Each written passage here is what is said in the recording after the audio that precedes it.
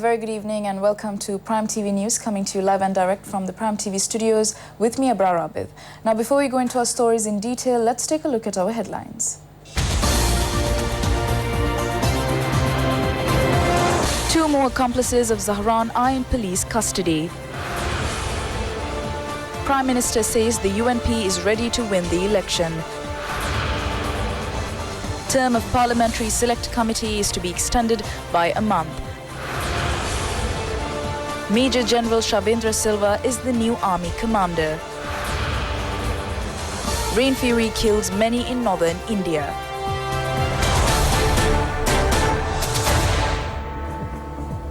In our lead story, two more accomplices of Mohammed Zahran have been taken into custody. Meanwhile, the judicial medical officer of the Palai hospital has also been arrested on charges of supporting terrorist activities. He has been handed over to the Terrorist Investigation Division for further investigations. Two active members of the National Tawheed Jamaat organization were arrested today following information uncovered by the State Intelligence Service. The police said that they had received training at the Noor Elia camp under terrorist leader Mohammed Zahran.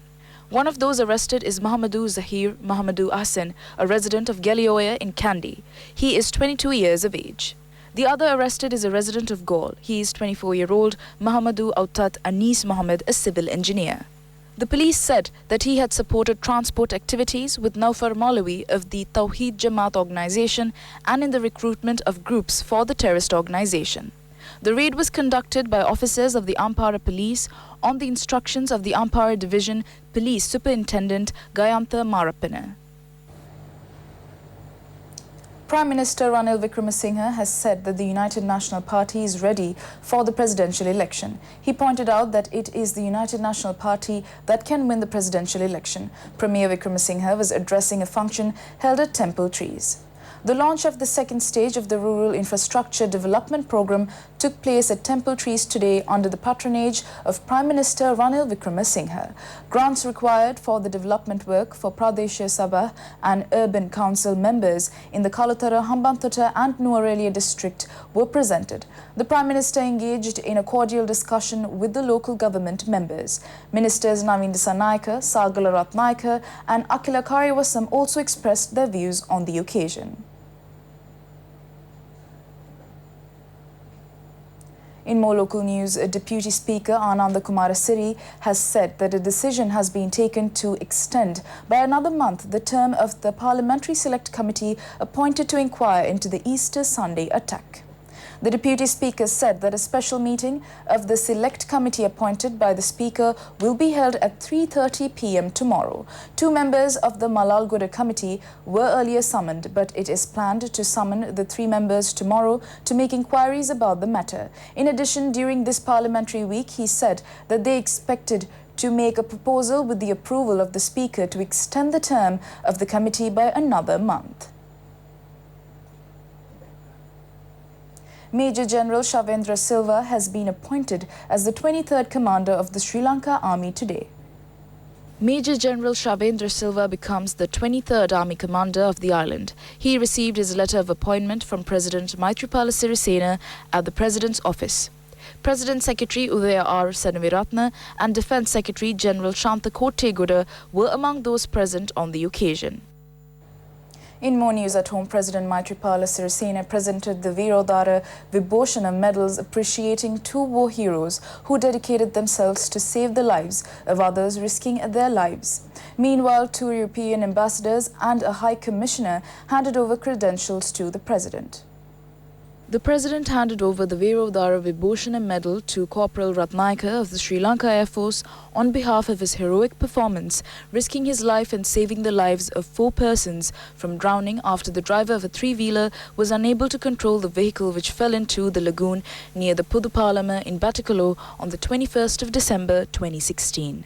Also, a medal was presented on behalf of the Air Force Authorized Officer YMS Yapa Ratna, who died in the operation of saving victims who were caught up in floods in the year 2017. The medal was presented to his wife. Meanwhile, new ambassadors have been appointed for Norway, the United Kingdom and the Netherlands. The new Norwegian ambassador is Trine Eskedal. She handed over her credentials to the President. Sarah Hulton is the new High Commission for Britain and North Ireland, while Tanya Gongrip is the new EU ambassador for the Netherlands. They handed over their credentials to the President. The event, held at the President's house, was attended by a group including State Minister Vasantha Sena Nayaka. The Navy has seized a haul of nearly 85 kilograms of heroin. In the meantime, a haul of narcotics has been seized from the Kandana area. A sample of narcotics similar to hashish was taken into custody by the Navy from a multi-day trawler in the sea near the Galle area along with 4 Sri Lankans. The Navy drew its attention to determine whether there are any links between this local multi-day trawler and the recent recovery of nearly 70 kilograms of heroin from an Iranian fisheries trawler. Accordingly, this 85 kilograms of heroin that had been shrewdly concealed in the Sri Lankan multi-day trawler was recovered based on a search operation carried out on judicial orders. Meanwhile, the Navy has succeeded in nabbing 84 kilograms of BD leaves in a search operation carried out in the Pungurutevu area in Jaffna and in the Northern Sea. The Navy has arrested 7 persons who had been engaged in fishing using explosives. The arrest was carried out near the Norway Island in Trincomalee. A haul of ice and ash narcotics has been seized and 2 suspects arrested in the Pumbudugama area in Usvetikeyava.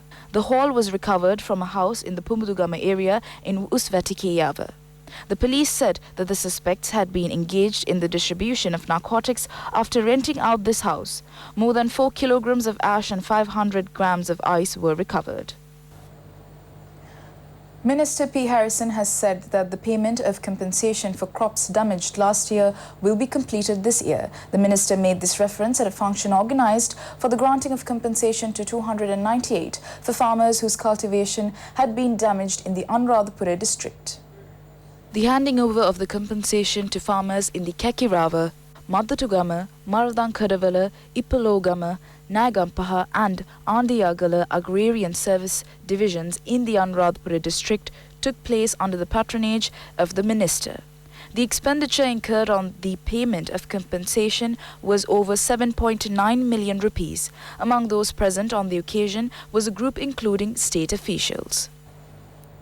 A special hotline is operative from today to accept public complaints on illegal liquor. The Excise Department has launched a special 4-digit hotline, 1913, from today to receive public complaints on illegal liquor. Deputy Excise Commissioner Kapila Kumarasiri said that this special hotline is operative around the clock.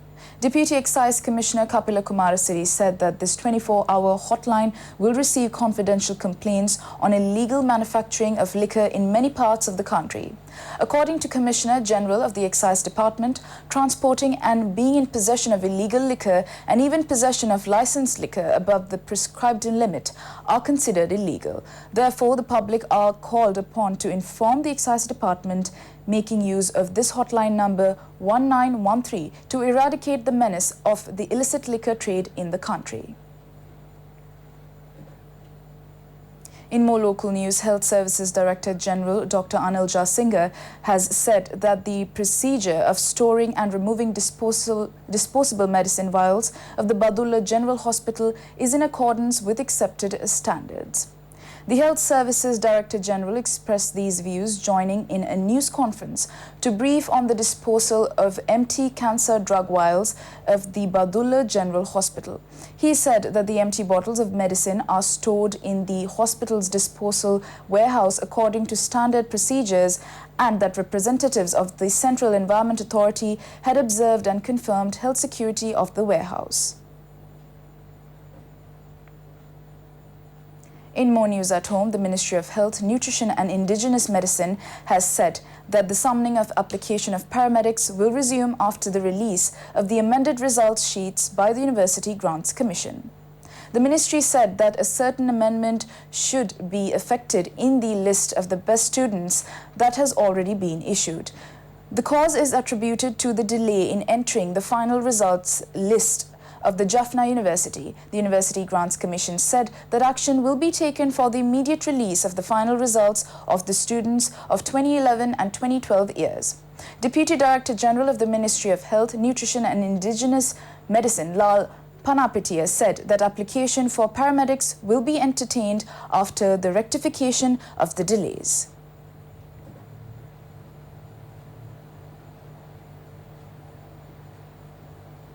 The Orugudavatta Korea Sri Lanka Technical Training Institute, the massive vocational training center built, paving the way for local young men and women, local and foreign jobs, will be opened tomorrow. The opening will take place under the patronage of President Maithripala Sirisena and Prime Minister Ranil Wickremesinghe. The Orugudavatta Korea Sri Lanka Technical Training Institute has come up as a joint venture of the Sri Lankan government and the Exim Bank of Korea. The expenditure was over $12 million. It has all facilities, including lecture halls, conference halls, an auditorium, a library, lodging facilities, and a canteen. The training center also possesses an information technology laboratory. Many courses with modern technology to suit the new world will be conducted. Many young men and women have joined. Those who successfully conclude the courses will be awarded the NVQ5 National Diploma Certificate. All courses are being conducted free of charge. The courses are conducted on information technology, communication technology, Korean and English language courses, motor vehicles, construction and high-pressure machine technology. Noteworthy is the introduction of the robot technology for the first time in Sri Lanka. The conduct of the Expo 2020 exhibition in Dubai gives an opportunity to take Sri Lanka to the world. This observation has been made by Deputy Minister Nalin Bandara. The exhibition will be held from the 20th of October next year to the 10th of April 2021. The media was apprised of the 2020 exhibition under the patronage of the Deputy Minister. It was revealed to the media that the exhibition is being organized with the intention of promoting local trade, tourism and investment fields. It is planned to set up stall on an area spanning 438 hectares. Nearly 192 countries will participate.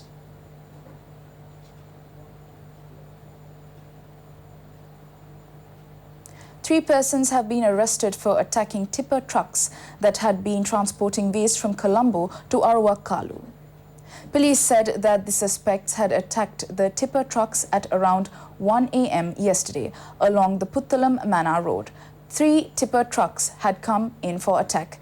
Upon hearing the incident, the Puttalam police had arrested 3 suspects. Hitherto, such protests were staged on several opportunities against the tipper trucks that had been transporting garbage from Colombo to Arwakalu.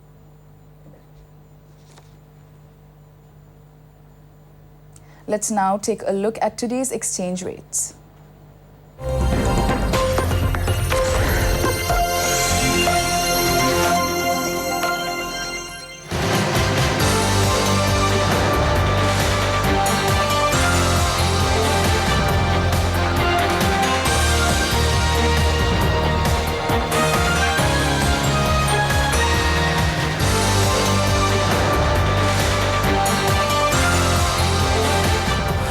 That is all the news for today. Do join us again tomorrow for the very latest, and in the meantime, do visit our website www.itnnews.lk, your go-to source for the very latest in news at home and overseas. For the Prime TV News team, I'm Abrar Abid. A very good evening and take care.